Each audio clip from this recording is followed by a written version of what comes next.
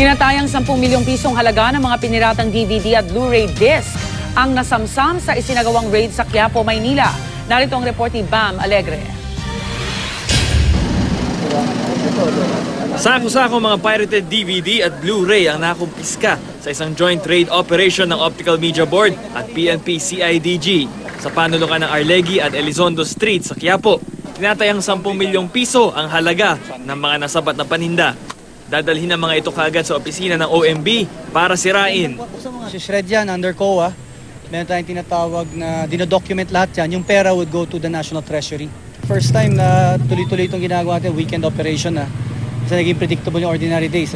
Ang mga pirated DVD raw na mula sa Pilipinas, kulay asul ang ilalim, habang transparent naman ang galing sa ibang bansa. May mga pumasok, puslet, tsaka may mga gawa rin dito. Pero 80% came from China.